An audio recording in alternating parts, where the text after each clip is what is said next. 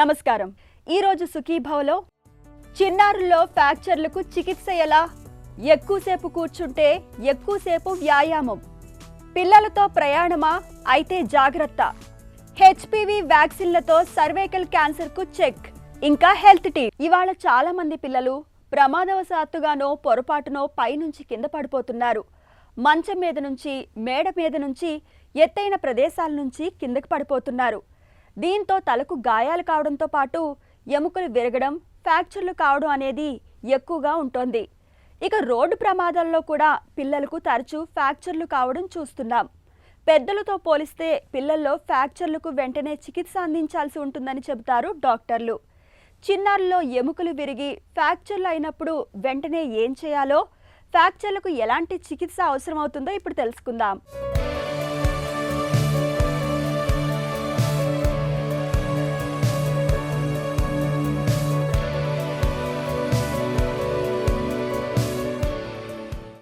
పిల్లల అల్లరి లేకపోతే ఇల్లంతా బోసిపోయినట్టు కనిపిస్తుంది. అయితే ఆ అల్లరి వారికి భవిష్యత్తులో సమస్యలు తెచ్చిపెట్టేదిగా ఉండకూడదు. ముఖ్యంగా పిల్లల ఆటల్లో భాగంగా అటూ ఇటూ పరిగెత్తడం, కింద పడటం, ఎత్తు నుంచి దూకడం లాంటివి చేస్తుంటారు. ఆ సమయంలో కొన్నిసార్లు ఎముకలు విరగడం, బెణకడం వంటివి జరుగుతుంటాయి. పెద్దల శరీరంలో 206 ఎముకలు ఉంటాయనే విషయం తెలిసిందే. కానీ పిల్లల శరీరంలో ఎముకల సంఖ్య వేరు. నిజానికి పెద్దవారి శరీరంలో ఎముకల కంటే పిల్లల శరీరంలో ఎక్కువ ఎముకలు ఉంటాయి. పిల్లల్లో దాదాపు 300 ఎముకలు ఉంటాయి. ఎదిగే కొద్దీ వీటి సంఖ్య తగ్గిపోతూ ఉంటుంది. పెద్దవారితో పోల్చితే పిల్లల ఎముకలు చాలా గట్టిగా ఉంటాయని కొన్ని పరిశోధనలు చెబుతున్నాయి. అందుకే వారు కింద పడ్డా కూడా పెద్దగా దెబ్బలు తగలవు. ఈ వయసులో ఎముకలకు ఏదైనా ఇబ్బందులు జరిగిన వెంటనే సర్దుకునే శక్తి పుట్టుకతోనే లభిస్తుంది. అంత మాత్రాన పిల్లలను అజాగ్రత్తగా వదిలివేయకూడదు. ఫ్రాక్చర్ అంటే it is a break in the bone అండి. దాంట్లో బోన్ కంటిన్యూటీలో క్రాక్ వచ్చినప్పుడు, కంప్లీట్ ఫ్రాక్చర్ అప్పుడు దాన్ని ఫ్రాక్చర్ అంటాము. It can be hair line fracture, undisplaced fracture అంటే పక్కకు జరగని ఫ్రాక్చర్, అండ్ డిస్ప్లేస్ ఫ్రాక్చర్ అంటే పక్కకు జరిగినప్పుడు ఎముకలు 2 ఎముకలు ఇట్లుండి పక్కకు జరిగినప్పుడు దాన్ని డిస్ప్లేస్ ఫ్రాక్చర్ అంటారు. సో హెయిర్ లైన్ ఫ్రాక్చర్ నుంచి డిస్ప్లేస్ ఫ్రాక్చర్ వరకు 3 రకాలు ఉంటాయి ఇన్ అ ఫ్రాక్చర్. పిల్లల్లో ఫ్రాక్చర్ వచ్చే కారణాలు స్పెసిఫిక్ అడల్ట్స్తో కంపేర్ చేస్తే కొంచెం డిఫరెంట్ ఉంటుంది. పిల్లల్లో ఆబ్వియస్లీ స్పోర్ట్స్ ఇంజరీస్ కన్నా వాళ్ళు ఆడే ఆటలు, పడేది most important. Road traffic accidents కానీ అదర్ కాజ్ కానీ most of children paediatric fractures are వాళ్ళు సైక్లింగ్ చేసినప్పుడు, స్కేట్ బోర్డింగ్ చేసినప్పుడు, అలాంటి సిచ్యువేషన్స్లో. ఇప్పుడు చిన్నపిల్లల ఎముకలు అడల్ట్స్తో కంపేర్ చేస్తే బేసిక్ డిఫరెన్సెస్ ఉంటాయండి. నా చిన్నపిల్లల్లో బోన్స్ ఆర్ మోర్ ఫ్లెక్సిబుల్, అంటే they don't break that easily, and ఇరిగినా కానీ కంప్లీట్ ఫ్రాక్చర్ కాదు, క్రాక్ ఫ్రాక్చర్ వస్తుంది విచ్ హీల్స్ వెరీ ఫాస్ట్. నా సెకండ్ మోస్ట్ ఇంపార్టెంట్ థింగ్ అడల్ట్స్తో పిల్లల్లో కంపేర్ చేస్తామంటే పిల్లలు ఎముకలు చాలా ఫాస్ట్గా అతుక్కుంటాయి. అడల్ట్కి ఏమైనా చేయి ఫ్రాక్చర్ అయిందనుకోండి మినిమం 10 to 12 వీక్స్ పడుతుంది, అంటే 3 months వరకు సెట్ అయ్యేటట్లు అవుతుంది. పిల్లల్లో ఏజ్ బట్టి యంగర్ ద ఏజ్ అతుక్కుండేది ఫాస్టర్. ఒక 3 years ఏజ్ పిల్లలు, 4 years పిల్లలు 3 వారాల్లోనే సెట్ అయిపోతుంది. అడల్ట్స్లో 12 వీక్స్ పడతాయి. ఏజ్ ఆఫ్ 10-12లో అయితే అరౌండ్ 4 to 6 వీక్స్ పడుతుంది. And by the time you're 15-16 years మన బోన్స్ ఆల్సో కొంచెం అడల్ట్ బోన్ మాదిరే ఉంటుంది. సో చిల్డ్రన్లో the heal faster, they are more malleable, అంటే more flexible. Adult bones flexible అంత ఉండవు, వెరీ రిజిడ్ ఉంటాయి. చిల్డ్రన్ బోన్స్ ఫ్లెక్సిబుల్ ఉంటాయి. పిల్లల్లో ఫ్రాక్చర్స్ నార్మల్గా అయ్యేది రకాల టైప్స్ అంటే అడల్ట్స్ మాదిరే కానీ, బట్ పిల్లల్లో ఒక స్పెషల్ వెరైటీ ఫ్రాక్చర్ ఉంటుంది, అది called green stick fracture. Green stick fracture అంటే మనం ఎప్పుడైనా ఒక నీమ్ లీఫ్ తీసుకుంటాం కదా, దాన్ని పూర్తి డ్రై కానప్పుడు కొంచెం ఇంకా మాయిశ్చర్ ఉన్నప్పుడు బ్రేక్ చేస్తే ఒక పక్క ఎరుగుతుంది, ఇంకో పక్క ఎరగదు. సో దీన్ని గ్రీన్ స్టిక్ ఫ్రాక్చర్ అంటాము. సో చిల్డ్రన్లో it is a speciality of having a fracture called a green stick fracture. అంటే బోన్ ఇట్లుండేది ఒక పక్క ఎరుగుతుంది, ఇంకో పక్క కంటిన్యూస్గా కాంటాక్ట్లో ఉంటుంది. So that's a green stick fracture. Next fractures types వచ్చేది హెయిర్ లైన్ ఫ్రాక్చర్, అంటే చిన్న క్రాక్ ఉంటుంది and other side is in contact ఉంటుంది. దెన్ కంప్లీట్ ఫ్రాక్చర్ అంటే కంప్లీట్ బోన్ కంప్లీట్గా ఎరుగుతుంది కానీ పక్కకు జరగలేదు, that is a complete fracture. And complete displace fracture ఉంటుంది, అంటే డిస్ప్లేస్ ఫ్రాక్చర్ అంటే ఫ్రాక్చర్ ఇట్లా అయ్యేది పక్కకు జరిగిపోయి ఉంటుంది. సో జరిగినప్పుడు దాన్ని మనం కొంచెం ఎనస్థీసియా ఇచ్చి మత్తు ఇచ్చి ప్లాస్టర్ వేయాల్సి వస్తుంది. So this is the basic types of fractures. తెలుసుకోవాలనే ఆసక్తి పిల్లలను కుదురుగా ఓ చోట ఉండనివ్వదు. అందుకే ఆడుకునే సమయంలో వారికి తెలియకుండానే కింద పడిపోతూ ఉంటారు. అయితే మెట్ల మీద నుంచి పడిపోకుండా చూసుకోవాలి. చిన్నపిల్లలు ఆడుకునే సమయంలో కింద పడితే చేతులకు, కాళ్లకు, ముఖానికి గాయాలు కావడం చాలా సహజం. అయితే ఆ గాయాల వల్ల ప్రమాదం ఏమన్నా ఉందా అని ఓసారి గమనించుకోవాలి. చిన్నారులకు ఒక్కొక్కసారి ఎముకలకు దెబ్బ తగిలి వాపు లాంటివి ఏర్పడతాయి. ఇలాంటి సమయంలో వెంటనే వైద్యుల్ని సంప్రదించాలి. ఆలోపు నొప్పితో బాధపడకుండా దెబ్బ మీద ఐస్ లాంటివి ఉంచుతూ ఉండాలి. ఇలా చేయటం వల్ల నొప్పి కాస్త తగ్గుతుంది.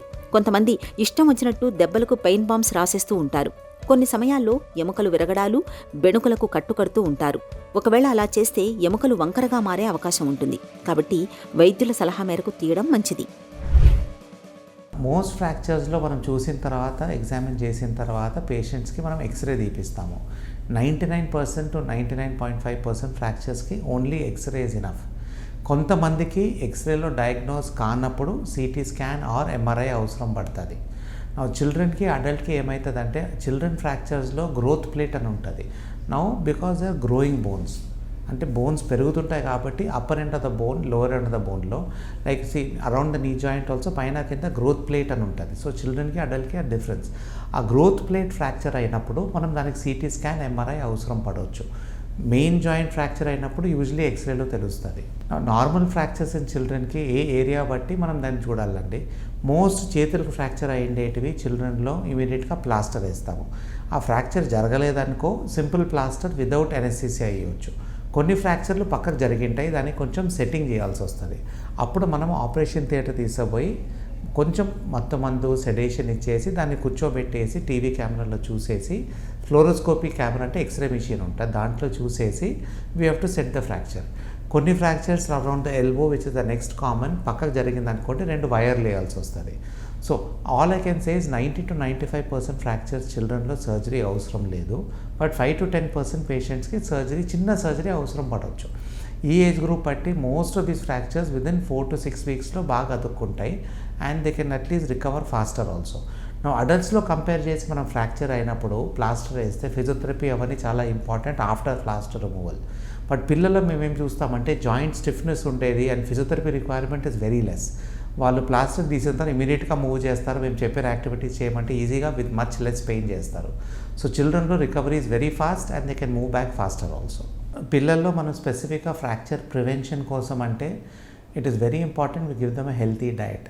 డయట్లో అడిక్వేట్ కాల్షియం ఉండాలా, న్యూట్రిషన్ ఉండాలా అండ్ వాళ్ళకి ఇప్పుడు మోస్ట్ చిల్డ్రన్ ఎండలో ఆడాల కూర్చొని, సో వాళ్ళకి దాంతో విటమిన్ డి వస్తుంది.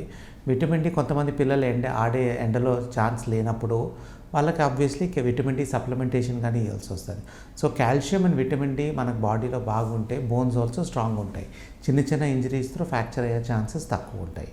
And obviously while playing sports, వాళ్ళు ఏమైనా గేమ్స్ ఆడేటప్పుడు అడిక్వేట్ ప్యాడింగ్ అవన్నీ వాడాలి. కొంతమంది స్కేట్ బోర్డ్ ఆడతారు, స్కేటింగ్ ఆడతారు. అవన్నీ ఆడినప్పుడు adequate padding support, cycling, competitive sports ఆడినప్పుడు ఎల్బో ప్యాడ్స్, నీ ప్యాడ్స్ అన్నీ వస్తాయి. అట్లా ప్యాడింగ్ వేసుకొని ఆడితే పడినా కానీ ఛాన్సెస్ ఆఫ్ ఫ్రాక్చర్ తక్కువ ఉంటాయి. So important is diet, adequate support వేసుకునేది అండ్ స్ప్లింట్స్ వేసుకునేది కొన్నిసార్లలో. మోస్ట్ ఇంపార్టెంట్ ఇస్ కొంతమందికి we have to teach people also how to fall. మనం ఎప్పుడు రియలైజ్ చేయం, మనం ఎప్పుడైనా పడుతున్నామంటే చేయి బయటికి పెడతాం. ఇట్లా చేయి బయటికి పెట్టినప్పుడు వెరీ ఛాన్సెస్ ఆఫ్ ఫ్రాక్చర్ ఇక్కడ రావచ్చు. మనం పడినప్పుడు we have to roll on to our body and fall to the side. So sports ఆడేటప్పుడు people have to be taught how to fall. పడేటప్పుడు ఎల్బో మీద రిస్ట్ మీద చేయి పడకోకుండా ఎల్బో మీద పడి బాడీ రోల్ అయితే ఏం ఫ్రాక్చర్ అయ్యే ఛాన్స్ చాలా తక్కువ. సో ఇవన్నీ ప్రికాషన్స్ తీసుకుంటే ఫ్రాక్చర్ రిస్క్ తక్కువ ఉంటుంది అండ్ ఫ్రాక్చర్ ప్రివెన్షన్ అనుకోవాలి మనం. పిల్లలు ఉరకలెత్తే ప్రవాహంలా ఉంటారు. ఒక్క క్షణం కూడా, ఒక్క చోట కూడా కుదురుగా ఉండరు.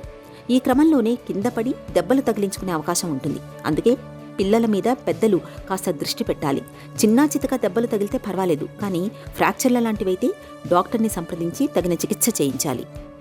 ప్రయాణాలంటే ఇష్టపడిన వారు ఎవరుంటారు? అయితే పిల్లలతో ప్రయాణం చేయడమే కాస్త కష్టమైన పని.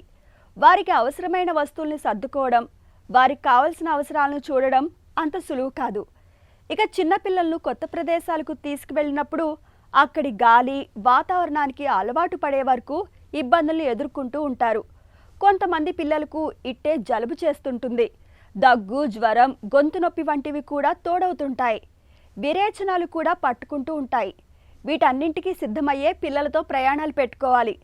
పిల్లలతో ప్రయాణాలు చేయాల్సి వచ్చినప్పుడు వారి ఆరోగ్యం, సంరక్షణ విషయంలో ఎలాంటి జాగ్రత్తలు తీసుకోవాలి ఇప్పుడు తెలుసుకుందాం.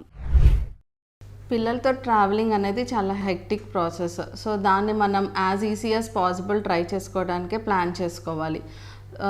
కొంచెం ఓల్డర్ కిడ్స్తో ట్రావెలింగ్ చేసేటప్పుడు మన ట్రిప్ ఎలా ఉంటుంది అనేది వాళ్ళకి ముందే అవుట్లైన్ ఇవ్వటం, వాళ్ళకి ఏమైనా బుక్స్ కొని ఇవ్వటం, ట్రావెలింగ్లో హెల్ప్ చేయడానికి, వాళ్ళతో ఏమైనా బోర్డ్ గేమ్స్ లాంటివి ఆడటం, అలా వాళ్ళని అలా ఇన్వాల్వ్ చేస్తే మంచిది. యాజ్ మచ్ యాజ్ పాసిబుల్ ట్రావెలింగ్లో స్క్రీన్ టైంని అవాయిడ్ చేయడం మంచిది. చిన్నపిల్లలతో ట్రావెల్ చేసేటప్పుడు వాళ్ళు కనుక కొంచెం ఫస్సీ అయినా మొత్తం మన మూడ్ కూడా స్పాయిల్ అవుతుంది. సో వాళ్ళని కూడా యాజ్ మచ్ యాజ్ పాసిబుల్ మంచి యాక్టివిటీస్లో ఇన్వాల్వ్ చేయడం మంచిది. చిన్నపిల్లలతో ట్రావెల్ చేసేటప్పుడు కంపల్సరీ ఒక స్నాక్ క్యారీ చేయటం, ఏదైనా యాక్టివిటీస్ క్యారీ చేయటం అడ్వైజబుల్. క్యాన్సర్ల విషయంలో అవగాహన లేమి అన్నది ఇవాళ మహిళలకు శాపంగా మారుతుంది. ముఖ్యంగా సర్వైకల్ క్యాన్సర్ విషయంలో ఇదే జరుగుతుంది. హెచ్పివి టీకా, ప్యాప్స్మియర్ వంటి పరీక్షలు అందుబాటులో ఉన్నప్పటికీ సరైన అవగాహన లేకపోవడంతో చాలామంది మహిళలు సర్వైకల్ క్యాన్సర్ బారిన పడుతున్నారు.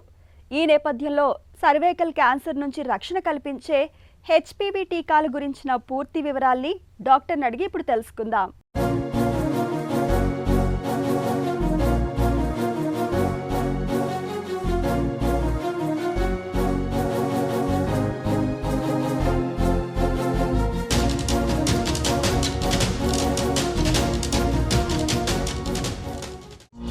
హ్యూమన్ పాపిలోమా వైరస్లు అంటే ఏంటి? హెచ్పివి అంటే హ్యూమన్ పాపిలోమా వైరస్.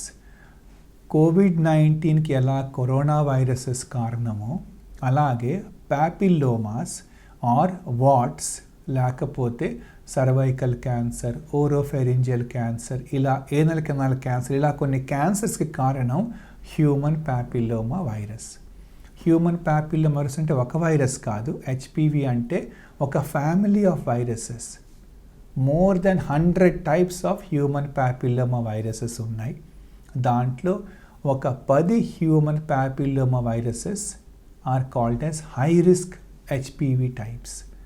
ఈ హై రిస్క్ హెచ్పివి వైరస్ అంటే ఈ వైరసెస్తో ఇన్ఫెక్షన్ అయితే సర్వైకల్ క్యాన్సర్ వచ్చే అవకాశం ఎక్కువగా ఉండొచ్చు, లేకపోతే నియోప్లాస్టిక్ లీషన్స్ వచ్చే అవకాశం ఎక్కువగా ఉండొచ్చు.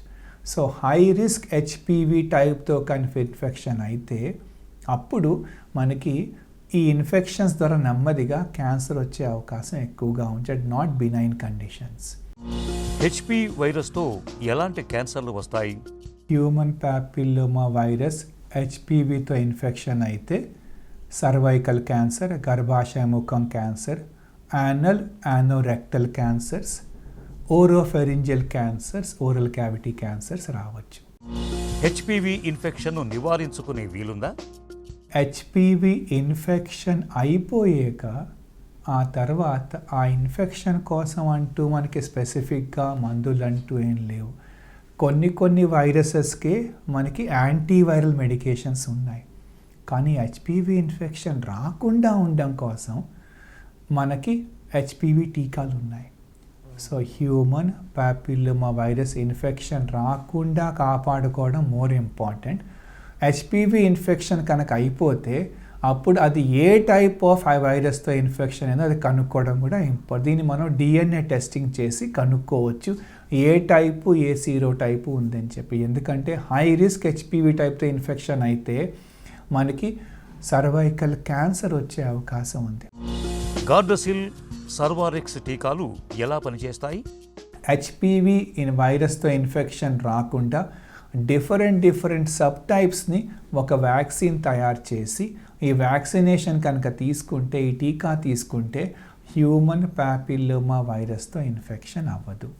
సర్వారిక్స్ ఇంకా గార్డాసిల్ ఈ రెండులో different human papilloma virus sub టైప్స్ది వ్యాక్సినేషన్ క్రియేట్ చేయడం ద్వారా మనకి ఈ హ్యూమన్ పాపిల్లోమా వైరసెస్తో ఇన్ఫెక్షన్ అవ్వదు కనుక అప్పుడు మనకి ఈ హెచ్పివి ఇన్ఫెక్షన్తో అయ్యే డిసీజెస్ రావు.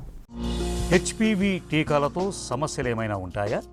యూజువల్లీ ఈ వైరసెస్కి సంబంధించిన టీకాలకి సైడ్ ఎఫెక్ట్స్ ఏదో 100లో ఒక్కరికో ఇద్దరికో ముగ్గురికో, అది కూడా కొంతవరకు పెయిన్ ఆర్ మహా అయితే ఇంజెక్షన్ సైట్లో కొంచెం నొప్పి ఆర్ కొంచెం జ్వరం రావచ్చు. మిగతా ఈ వ్యాక్సినేషన్స్ చాలా సేఫ్. నా దృష్టిలో అయితే ఈ టీకాలకి అసలు ఏ ఇబ్బంది ఉండదు. అందరూ ఈ టీకాలు తీసుకోవాలి. Very very important vaccination. HPV టీకాలను ఎవరు తీసుకోవాలి? All girls after the age of 9 years, 9 సంవత్సరాల తర్వాత. 16 సంవత్సరాల లోపల అయితే 2 డోసులే సరిపోతాయి. ఒక ఇంజెక్షన్, ఒక వ్యాక్సిన్ టీకా ఈవేళ, మళ్ళీ ఇంకోటి ఆఫ్టర్ 6 months. అదే ఆఫ్టర్ 16 years ఆఫ్ ఏజ్ అయితే 3 టీకాలు అవసరం ఉంటాయి. ఒకటి ఈవేళ, ఒకటి ఆఫ్టర్ 1 to 2 months, మళ్ళీ ఇంకో డోస్ 6 months తర్వాత. అంటే వ్యాక్సిన్ టైపుని బట్టి మన డోసెస్ కూడా మారచ్చు. But by and large cervical క్యాన్సర్కి వచ్చే హెచ్పివి టీకాలు, హెచ్పివి వ్యాక్సినేషన్స్కి ఇది common schedule. So all girls and women above the age of 9 years and up to 45 years దాకా మనం హెచ్పివి టీకాలు తీసుకోవచ్చు. అలాగే బాయ్స్లో కూడా హ్యూమన్ ప్యాపిలోమా వైరస్ ఇన్ఫెక్షన్కి రాకుండా ఉండడం కోసం above the age of 9 years బాయ్స్లో కూడా ఈ వ్యాక్సినేషన్స్ ఇవ్వచ్చు. ఇప్పటికే హెచ్పివి ఇన్ఫెక్షన్ ఉన్న వాళ్ళు ఈ టీకాలను తీసుకోవచ్చా? HPV virus more than 100 types ఉంటాయి. మనకి హెచ్పివి ఇన్ఫెక్షన్ ఒక టైప్తో అయి ఉండొచ్చు, ఇంకా మిగతా టైప్స్తో అయి ఉండకపోవచ్చు. Especially high risk HPV infection కాకపోతే మనం అయినా కూడా ఈ టీకా తీసుకుంటే మిగతా సబ్ టైప్స్తో ఇన్ఫెక్షన్ అవ్వకుండా ఉంటుంది. సో హెచ్పివి ఇన్ఫెక్షన్ ఉన్నా లేకపోయినా, హెచ్పివి ఇన్ఫెక్షన్ డయాగ్నోస్ అయినా అవ్వకపోయినా అందరూ ఈ వ్యాక్సినేషన్ తీసుకుంటేనే బాగుంటుంది. హెచ్పివి ఇన్ఫెక్షన్ డయాగ్నోస్ అయినా కూడా అది బినైన్ కండిషన్ అయి ఉండొచ్చు, like warts or papillomas. Cervical cancer causing HPV types are the high risk types అంటే మనకి దాంతో ఇన్ఫెక్షన్ రాకుండా కాపాడుకోవాలి. హెచ్పివి టీకాలు తీసుకున్న తర్వాత కూడా పాప్స్మియర్ పరీక్ష చేయించుకోవాలా? హెచ్పివి వ్యాక్సినేషన్తో హ్యూమన్ ప్యాపిలోమా వైరస్ ఇన్ఫెక్షన్ రాకుండా ఉంటుంది. ఆల్మోస్ట్ ఆల్ సీరోటైప్స్ కవర్ అయిపోతాయి. అయినా కూడా పాప్స్మియర్ టెస్ట్ మాత్రం చేసుకుంటూ ఉండాలి. పాప్స్మియర్ టెస్ట్ ఒక స్క్రీనింగ్ టెస్ట్. వ్యాక్సినేషన్ ఇన్ఫెక్షన్ రాకుండా టీకా ఇవ్వడం. So screening test, cervical cancer screening అంటే క్యాన్సర్ సైన్స్ సిమ్టమ్స్ ఏం లేకపోయినా కూడా మనం ఈ జబ్బును ముందే కనుక్కుంటున్నాం in asymptomatic person. So vaccination తీసుకున్న పాప్స్మియర్ టెస్టింగ్ చేస్తూ ఉంటే ఈ స్క్రీనింగ్ ద్వారా pre cancerous conditions, cervical lesions ఇవన్నీ ముందే డయాగ్నోస్ అవుతాయి. హెచ్పివి టీకాలకు ఎంత ఖర్చు అవుతుంది? హెచ్పివి టీకాలకి ఇంతకు ముందు ఒక 5 years బ్యాక్, 4 years బ్యాక్ ఖర్చు కొంచెం ఎక్కువగానే ఉండేది. బట్ ఇప్పుడు కాస్ట్ బాగా తగ్గిపోయింది. ఇన్ఫ్యాక్ట్ నేషనల్ ఇమ్యునైజేషన్ ప్రోగ్రాంలో కూడా ఇంకా ఇవి టీకాలు వచ్చేస్తాయి. ఇప్పుడు especially with the generic versions made in India are make in India ద్వారా మనకి టీకాల ఖర్చు చాలా తగ్గిపోయింది. ఇవి అసలు ఎక్స్పెన్సివ్ కానే కాదు, దీనికి సైడ్ ఎఫెక్ట్స్ ఏమి ఉండవు, దీనికి వచ్చే బెనిఫిట్స్ చాలా ఎక్కువ. ఎస్పెషల్లీ చాలా sero types of HPV human papilloma infection రాకుండా ఆపడం ద్వారా మనకి క్యాన్సర్ బర్డెన్ బాగా తగ్గిపోతుంది. ఇన్ఫ్యాక్ట్ ఇండియాలో గోల్ ఏంటంటే cervical cancer Mukt Bharat by 2030, అంటే 2030 కల్లా మనకి సర్వైకల్ క్యాన్సర్ కొత్త ఇన్సిడెన్స్ అసలు ఉండకూడదు. అంటే cervical cancer vaccination will play a very important role in that. HPV గురించి ఎలాంటి పరిశోధనలు జరుగుతున్నాయి? Human papilloma viruses cervical cancer ఎలా కాజ్ చేస్తుంది, రెండోది హెచ్పివి ఇన్ఫెక్షన్ ద్వారా మనకి సెల్స్లో ఏ మార్పులు కనపడుతూ ఉంటాయి, బినైన్ కండిషన్స్ ఏంటి, మ్యాలిగ్నెంట్ కండిషన్స్ ఏంటి, ఈ సీక్వెన్స్ ఆఫ్ ఈవెంట్స్ ఏంటి, ఆ హెచ్పివి వైరస్ మనకి సెల్లో ఎలా ఎంటర్ అవుతుంది, ఆ ఎంట్రీని ఆపడం కోసం, లోకల్ ఇమ్యూనిటీ పెంచడం కోసం సర్వైకల్ క్యాన్సర్ వ్యాక్సిన్ ఎలా పనిచేస్తుంది, ఈ ఇన్ఫెక్షన్ రాకుండా ఆపగలిగామంటే ఇంక ఏ జబ్బుల్ని ఆపగలరు, ఇవన్నీ కొత్త advances and developments in cervical cancer ముఖ్యంగా హ్యూమన్ ప్యాపిలోమా వైరసెస్ హెచ్పివి గురించి. ఈ రీసెర్చ్ అవడం ద్వారానే ఇంకొక 10 ఇయర్స్లో if you're right track after 2030 మనకి సర్వైకల్ క్యాన్సర్ పేషెంట్స్ ఇంకా ఇండియాలో ఉండకపోవచ్చు. హెచ్పివి టీకా సర్వైకల్ క్యాన్సర్ నుంచి పూర్తి రక్షణ కల్పిస్తుంది. అమ్మాయిలు మొదలుకుని నడువయసు మహిళల వరకు అందరూ 3 డోసుల హెచ్పివి టీకాను తీసుకోవడం ద్వారా సర్వైకల్ క్యాన్సర్ ముప్పును తప్పించుకోవచ్చు. ఇక ఈ రోజు కార్యక్రమాన్ని ముగించే ముందు స్టార్ హాస్పిటల్ సమర్పించు ఒక చిన్న చిట్కా మీకోసం. రక్తహీనతతో బాధపడుతున్నప్పుడు నిత్యం బీట్రూట్ రసాన్ని తాగడాన్ని అలవాటు చేసుకోండి. అమ్మాయిలకు ఈ అలవాటు మరీ మంచిది. బీట్రూట్లోని రసాయనాలు రక్త వృద్ధికి ఎంతగానో తోడ్పడతాయి.